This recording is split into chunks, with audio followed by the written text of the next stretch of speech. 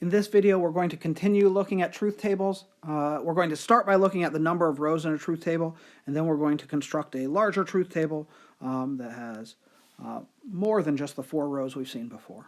And so if we want to look at how many rows there are in a truth table, it's going to depend on how many distinct statements we have.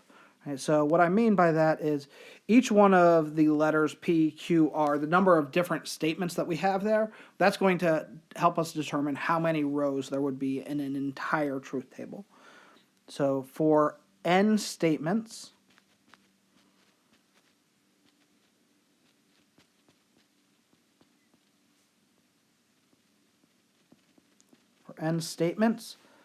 we are going to have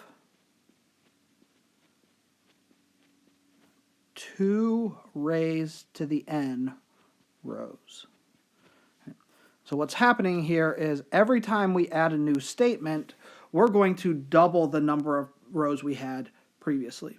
Because for each one of the pairs or groups of truth values we could have had previously, we will now, with our new statement, have an option of having it be true, and then we will also have an option of it being false.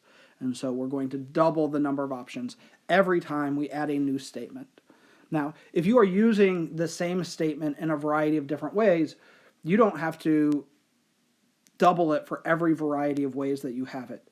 You're looking at just the truth value of the statement itself, right? So that value of P, Q, R, S, T, U, V, whatever letters you are using, you're just looking at the truth, the original number of statements, number of distinct letters. All right, so let's construct a truth table for this compound statement down here. So we have P and not Q, or, and let's make that not a P, let's make that an R, or R.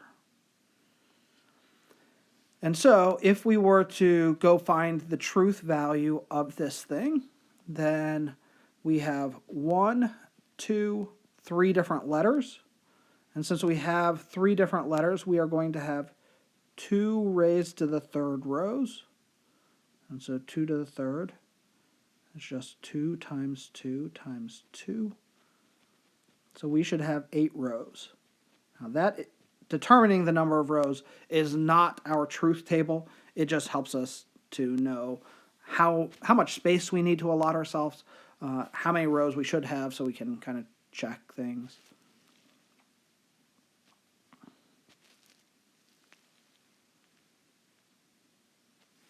So we're going to have P.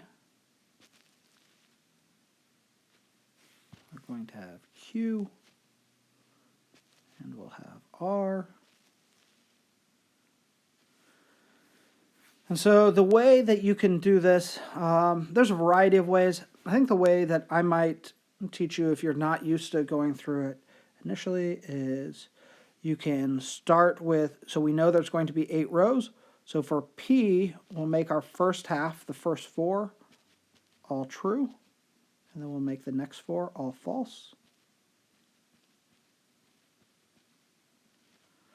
For Q, we're going to just make the first 2 true, so we'll go true, true, false, false, true, true, false, false. And then for R, we're just going to alternate true, false, true, false, true, false, true, false. If you go through and look at that carefully, you will find out that each one of these combinations is distinctly different. Right? So we didn't repeat any of our things. So this is a nice way to go through and organize your truth table. That's what I would do every time. All right, so we are going to want to find the truth value first of this P and not Q. Now, since we're looking for P and not Q, prior to doing that, let's find the truth value of not Q. So the truth value of not Q, we're going to look at the Q column, and we're just going to take all of those truth values and flip them. Anything that was true will become false. Anything that was false will become true. So this column is going to look like false, false, true, true, false, false, true, true. So that is the not Q piece. Now we're going to go P and not Q. Okay, so this will get us the stuff that's inside those parentheses. So for P and not Q, we're combining this column, the column with P, with the column with the not Q. And remember, how does the and work? Right, so the and, it is only going to be true if both pieces are true. So if either piece is false, it's going to be false. It's only true if both pieces are true. And so when we look at this, we have our true and false, so that's going to be false. We have true, false, so combined with an and, so that is false. Next one we have true and true, which is true, true and true. And then everything else, the remaining four, we're always going to have at least one of those being false. Right? So this will be, so we'll have a false and a false, a false and a false, a false and a true, and a false and a true. Our conjunction, if either one of those is false, the conjunction is going to be false.